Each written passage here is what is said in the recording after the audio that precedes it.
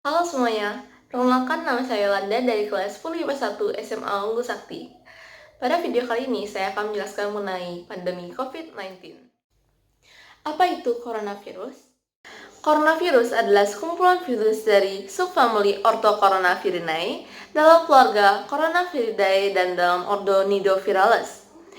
Virus corona atau disebut juga dengan COVID-19 ini dapat menyebabkan sistem pernafasan infeksi, pneumonia akut, hingga kematian. Infeksi penyebaran COVID-19 ini pertama kali ditemukan di kota Wuhan, China, pada akhir Desember 2019. Virus ini menyebar dengan sangat cepat ke beberapa wilayah di China hingga ke beberapa negara, termasuk Indonesia. Hal ini membuat beberapa negara melakukan sistem lockdown untuk mencegah penyebaran virus corona lebih lanjut. Coronavirus adalah virus RNA beramplop. Jadi pembayangannya seperti balon yang ada spike-spike-nya di luarnya. Nah, spike-spike-nya ini memiliki lapisan yang bernama lapisan glikoprotein. Lapisan glikoprotein akan sangat mudah hancur oleh pelarut lemak, deterjen, dan disinfektan. Jadi, kalau misalnya kita sering cuci tangan, sering mengepel lantai dengan disinfektan, maka virus ini akan hancur.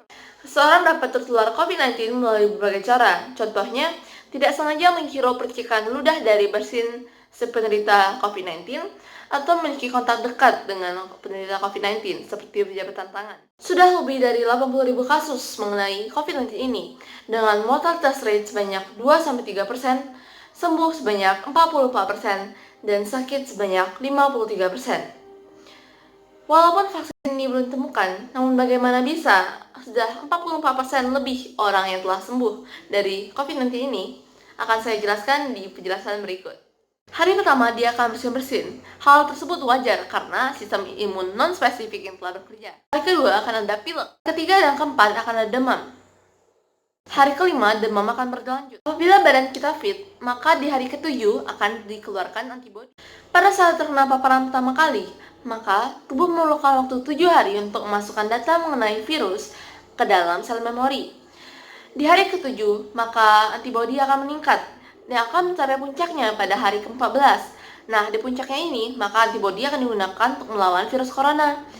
Karena antibodi bersifat spesifik, antibodi anti-corona hanya dapat digunakan untuk melawan virus corona. Pada minggu ketiga, antibodi yang disekreskan pada puncaknya pada hari ke-14 akan menurun.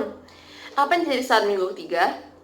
Berarti, infeksi dalam tubuh kita telah ditangani oleh antibodi yang tumbuh pada puncaknya pada hari ke-14 itu. Jadi, sesudah umur 21 hari, otomatis virus dalam tubuh kita telah tertangani. Apa yang terjadi apabila ada serangan virus lagi? Jika terkena paparan lagi, maka data yang dalam sel memori tersebut akan dikeluarkan, sehingga sistem imun kedua akan berlangsung 24 jam setelah paparan tersebut. Itulah mengapa sudah lebih dari 44% orang di dunia ini yang telah sembuh dari virus corona ini walaupun belum ditemukan vaksinnya. Ada beberapa cara untuk mencegah penyebaran virus ini yang dapat kita lakukan seperti yang pertama, rutin mencuci tangan dengan air dan sabun atau hand sanitizer yang beralkohol minimal 70% setelah beraktivitas dari rumah. Yang kedua, meningkatkan daya tahan tubuh dengan rajin mengonsumsi vitamin C dan E yang meningkatkan produksi antibodi dalam tubuh kita dan madu sebagai energi untuk pembentukan antibodi tersebut. Ketiga, hindari berpergian ke tempat yang ramai pengunjung. Coba kita bayangkan apabila virus dan bakteri ini bergerak dengan kecepatan 160 km per jam, sama dengan 44 meter per second, bukan? Dengan jarak yang cukup dekat, misalnya 1 meter.